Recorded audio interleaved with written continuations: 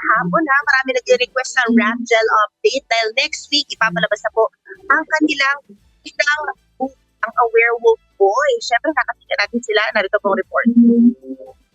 Marami tayong supporters na All eyes on Rap Gel! Mula sa kanilang pamatay na MMFF performance, dinudumog na fan meets, at sunod-sunod na magazine covers and guestings. Handa na nga for their first ever movie, sina Robin Angeles at Angela Muji. Kasi yung Nitong linggo lang, talk of the internet ang teaser 2 drop ng A Werewolf Boy, lalo na sa table scene ni Angela at Rabbit. Okay? Wait, pag sinabi kong go eat, kakainin mo. Go.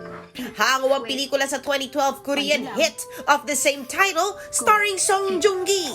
Trinay ko po yung best ko na wag naman po gayahin yung original to a T kasi magkaiba naman po yung adaptation sa direct na copy. Tapos, yun po yung challenging part for me. Sabi ko hindi ko po papanoorin. Kasi wala naman po akong linya dito. So, gagawa po ako ng sariling version ko ng werewolf. Tsaka, Song Joong-ki na po yun eh. Hindi ko naman po kayang gayahin yung kanya. Tsaka pag ginaya ko po yun, parang hindi maganda yung kakalabasan kasi siya yun eh. Ang galing niya eh. So, gumawa po ako ng sarili kong version. Parang araw in character talaga si Rabbit. Nag-ala werewolf siya at halos maimpacho, magawa lang ang eksena. Nakakasuka na. Kasi sobrang dami po. Nilulunok ko talaga kasi nanghihinayang ako sa pagkain. Yung rice? Opo, lahat po ng kinakain ko doon nilulunok ko talaga. Pati yung pati po yung kamote. Ayoko po, ugali ko po kasi yun simula nung bata ako, yung lola ko. Pag nagtitira ako, nagagalit siya sa akin pag nagtitira ako ng pagkain. So parang hanggang sa tumanda na ako, nakaugalian ko na yun na dapat lahat ng pagkain sa mesa ubos.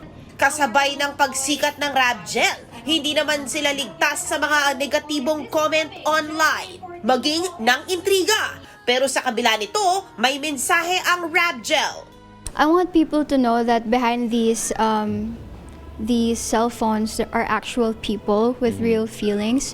So we should be mindful of our words kasi hindi natin alam na tumatatak yan.